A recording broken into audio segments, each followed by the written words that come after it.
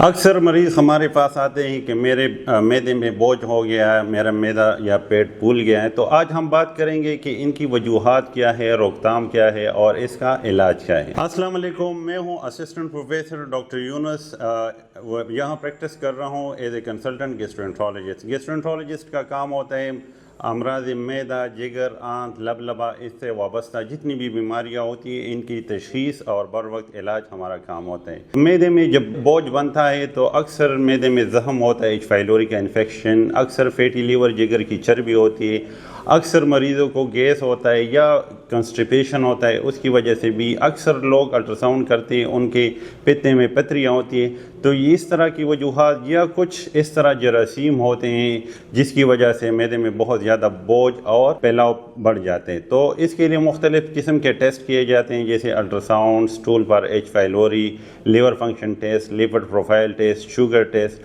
اگر یہ ساری چیزیں ہم کر لیں، بیماری کی تشخیص ہو جائے تو پھر بیماری کے مطابق ہم علاج کرتے ہیں۔ اگر جگر کی چربی اس کا علاج کرتے ہیں، ایچ فائلوری اس کا علاج کرتے ہیں، اگر گیس کا مسئلہ ہے تو اس کا علاج کرتے ہیں۔ احتیاطی تدابیر یہ ہے کہ مریض کو کوشش کرنی چاہیے کہ زیادہ میٹھی، زیادہ چکنائی والی چیزیں استعمال نہ کرے، ہلکا پھلکا ورزش کریں اور کوشش کرے کہ روغنی چیزیں، فاسٹ فوڈ وغیرہ، پیپسی، کاربونیٹڈ ڈرنکس جتنی بھی ہیں ان سے پرہیز کریں۔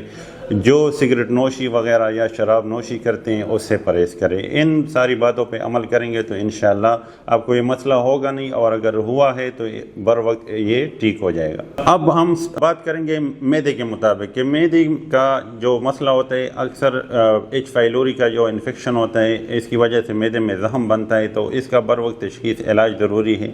اس کے علاوہ کسی کو خدا نخواستہ معدے میں کینسر وغیرہ ہو تو اس میں بھی یہ چیزیں ہو جاتی ہیں۔ اس کے علاوہ اکثر لوگوں کو تیزابیت ہوتی ہے، بعض لوگوں کو جرد ہوتا ہے۔ جرد ہوتی ہے گیسٹرو اسوفیجیل ریفلکس ڈیزیز۔ اس میں یہ ہوتا ہے کہ خوراک کی نالی اور معدے کے درمیان جو وال ہوتا ہے وہ کمزور ہوتا ہے، جس کی وجہ سے تیزاب جو ہوتا ہے معدے کا وہ اوپر آتا ہے، تو اس میں بھی مریض کو یہ علامات ہوتے ہیں۔ اس کے علاوہ اگر شوگر کے مریض ہوتے ہیں تو اس میں یہ مسئلہ ہوتا ہے گیسٹروپیریسس۔ گیسٹروپیریسس کا مطلب یہ ہے کہ ان کا جو معدہ ہوتا ہے وہ خوراک کو صحیح طرح ہضم نہیں کرتا۔ جب وہ خوراک کھاتے ہیں تو ان کا خوراک وہیں پر رک جاتا ہے، آگے حرکت نہیں کرتا، جس کی وجہ سے ان کے معدے پہ بوجھ پڑ جاتا ہے۔ کچھ خواتین ایسی ہوتی ہیں جن کو پریگننسی ہوتی ہے، تو پریگننسی میں بھی یہ سارے معدے کے مسائل بہت زیادہ بڑھ جاتے ہیں، کیونکہ پریگننسی میں بھی معدہ اس طرح خوراک کو ہضم نہیں کرتا جس طرح پریگننسی کے بغیر ہوتا ہے۔ تو یہ ساری چیزیں ایسی ہیں کہ جس میں معدے پہ بوجھ بہت زیادہ پڑ جاتا ہے۔ آج میں آپ کو ایسی چیزوں کے بارے میں بتاؤں گا کہ بغیر دوائیوں کے آپ کا معدہ انشاءاللہ ٹھیک رہے گا۔ اس کے لیے چاہیے آپ کو یہ کہ آپ نوالا چھوٹا لیں، نوالا چبا چبا کے کھائیں، نوالے کے دوران آپ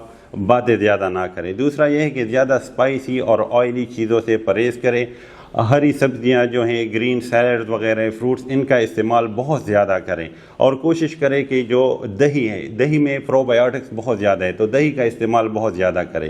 اس کے علاوہ کوشش کریں کہ کہوہ، لیکن کہوہ میں آپ چینی کا استعمال نہ کریں، اس کی چینی کے بجائے آپ اس میں ادرک ڈالیں، تو یہ آپ کے لیے، آپ کے معدے کے لیے اور ہاضمے کے لیے بہت بہترین ہے۔ اور صبح کوشش کریں تھوڑا سا نیم گرم پانی اور اس میں تھوڑا سا شہد اور تھوڑا سا لیمو، اس کا استعمال زیادہ کریں تو آپ کا معدہ بہت زیادہ اچھا ہوگا۔ اور اس کے علاوہ ہلکی پھلکی ورزش کا روٹین بنائیں، اور کوشش کریں کہ اسموکنگ، شراب نوشی، فاسٹ فوڈ، اس کو بالکل سٹاپ کر دیں، تو آپ کا معدہ بالکل ٹھیک ہو جائے گا۔